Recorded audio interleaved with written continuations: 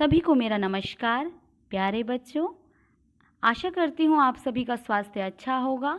आज मैं आपको सुनाने जा रही हूँ आपकी हिंदी पाठ्य पुस्तिका रिमझिम से एक बड़ी ही सुंदर कहानी, अक्ल बड़ी या भैंस। ट्रिंग ट्रिंग ताना ना तना ना ना ना, ताना ना तना ना ना ना, ट्रिंग ट्रिंग ताना ना तना ना ना ना, ताना ना तना ना ना ना, ट्रिंग ट्रिंग।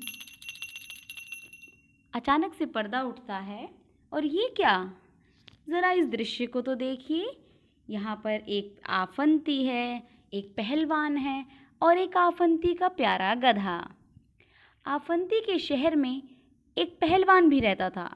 एक दिन वो आफंती से बोला, तुम भले ही अक्ल में बड़े हो, लेकिन ताकत तो मुझ में ही अधिक है। ये बात सुनकर आफंती ने थोड़ी नज़र ऊपर उठाई और पहलवान को भौचक्की आंखों से देखने लगा। पास ही खड़ा उसका गधा की हंसने लगा। वह इसलिए हंस रहा था क्योंकि आगे पहलवान की बातें सुनकर पास ही खड़ा गधा भी हंसने लगा। उसके बाद आफंती ने ज़रा इतराकर कहा, अच्छा, पर यह तो बताओ तुम्हारे अंदर कितनी ताकत है। मैं पहलवान बोला, मैं 5 क्विंटल की चट्टान को सिर्फ एक हाथ से उठाकर आसमान में उछाल सकता हूँ। आफंती उसको देखने लगा। अच्छा, आओ मेरे साथ, देखते हैं कौन ताकतवर है। इतना बोलते ही आफंती ने अपनी टांग ऊपर उठाई और झट से अपने गधे पर बैठ गया। पहलवान भी मंद मंद मुस्काने लगा कि भाई अभी इसको मज़ा चखाता हूँ। इतना कहकर पहलवान ने बोला आफंती से, ठीक है, चलो चले। ऐसा कहकर वो दोनों आगे बढ़े। आफंती पहलवान को शहर की 4 दीवारी के पास ले गया और बोला, ये देखो, अब तुम्हें ज़रा इस रुमाल को दीवार के पार फेंकना है। ज़रा इस रुमाल को दीवार के पास फेंक कर दिखाओ। इतने में पहलवान बोला, यह भी कोई बड़ी बात है। क्योंकि पहलवान अपनी ताकत पर इतरा रहा था। उसे लगा जब मैं चट्टान उठा सकता हूँ तो फिर रुमाल क्या चीज़ है। पहलवान ने करके खूब फेंकना, रुमाल को फेंका, लेकिन तभी भी बात नहीं बनी। जितना भी वो ज़ोर से फेंकता, रुमाल आके लहराता इठलाता उसके पैरों के पास आके गिर जाता, कभी दीवार के नज़दीक आके गिर जाता, लेकिन हवा के बहाव से वो कभी भी बाहर नहीं जा पाता उस दीवार के पास।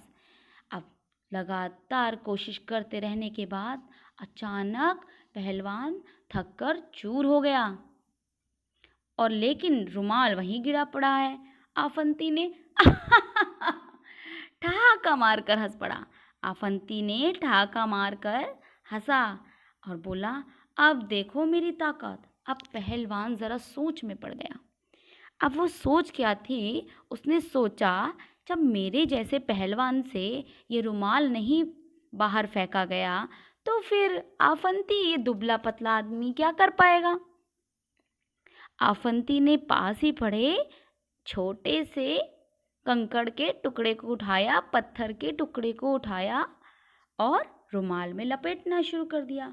अब उसी तरकीब के बारे में पहलवान सोचने लगा। उसे लगा आफंती ये क्या कर रहा है।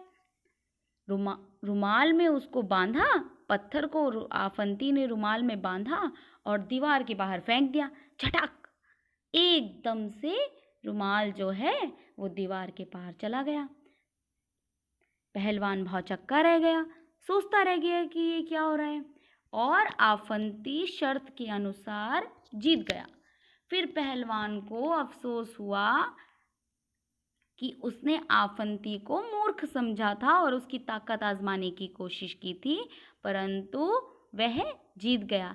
अब पास ही पड़ा पहलवान जो है वो अपना सर खुजाने लगा और आफंती मज़े से हंसने लगा, आप लोगों की तरह, जैसे आप लोग भी बुद्धिमान हैं। तो चलिए बच्चों, आगे पढ़ते हैं, आगे जानते हैं कि हम ये कहानी हमें क्या सीख सिखलाती है। ये कहानी है शिवेंद्र पांड्या के द्वारा लिखी हुई।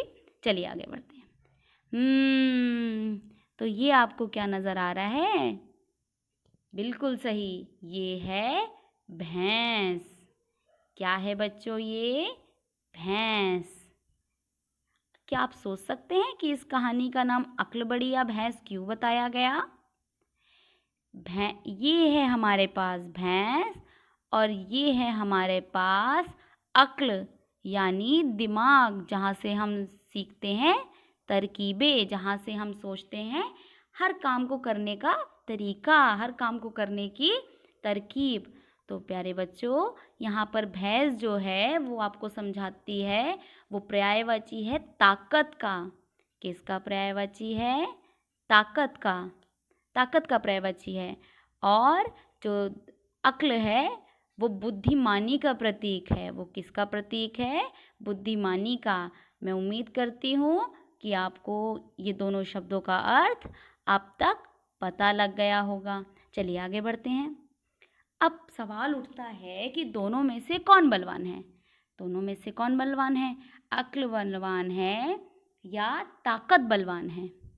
तो चलिए दो बच्चों, आगे हम पढ़ते हैं। बुद्धि ताकत से ज़्यादा बलवान होती है। जब कोई कार्य हम लोग बुद्धिमानी से करते हैं तो हमेशा सफलता हासिल होती है। क्यों? क्योंकि हर समय बल काम नहीं आता, बल की भी हमें आवश्यकता है, बल की भी हमें ज़रूरत है, लेकिन कभी कभी तरकीब सूझबूझ से भी मुसीबत से बचा जा सकता है। और आप सभी लोग तो बहुत बुद्धिमान हैं, तो इसका अर्थ ये हुआ कि आप बलवान भी हैं। आप बलवान हैं। क्यों बलवान हैं? क्योंकि आप बुद्धि का भी प्रयोग करते हैं और हरी हरी सब्जियां खाकर आप ताकत भी इकट्ठी कर रहे हैं। अब आपके लिए है कुछ करके देखो। अब कुछ करके देखो में आपको क्या करके देखना है? बिल्कुल आफंती की तरकीब का प्रयोग करना है। देखो, करके देखना बहुत ज़रूरी है। जब करेंगे तो सीखेंगे, सीखेंगे तो जानेंगे और जानेंगे तो समझेंगे, और समझना तो बहुत ज़रूरी है। अभी हमने इस पाठ से क्या पढ़ा सीखा है कि बुद्धि जो है उसका बहुत उपयोग है, तो आपने समझना है चीज़ों को। तो क्या करेंगे आप लोग? एक छोटा सा घर में रुमाल और एक छोटा सा कोई कपड़ा ले सकते हैं और उसको उछालिए। उसके बाद पेन का ढक्कन या किसी भारी चीज़ को जो छोटी हो उसको उछाल कर देखिए। देखिए, ध्यान रखिएगा, पत्थर का प्रयोग बिल्कुल भी नहीं करेंगे हम लोग, क्योंकि पत्थर से किसी को चोट लग सकती है ना, क्योंकि हम तो घर के अंदर कर रहे हैं। उसके दोनों को उछाल कर देखिए। देखिए कि दोनों कहाँ तक जाते हैं। किसी चौक या किसी और चीज़ से निशान बना लीजिए। उसके बाद उस कपड़े में कुछ बांध कर फेंकिए, रुमाल में कुछ बांध कर फेंकिए, और फिर उसकी तुलना कीजिए कि खाली रुमाल फेंकने पर वो कितनी दूर गया, किसी वस्तु को फेंकने पर वो कितनी दूर गई, या पेन का ढक्कन फेंकने पर वो कितनी दूर गई। और जब पेन के ढक्कन को रुमाल के अंदर बांध लिया अच्छे से और फिर उसको फेंका, तब वह कितनी दूर गई। ठीक है, मैं उम्मीद करती हूँ कि आप सब लोग इस गतिविधि को करेंगे। धन्यवाद।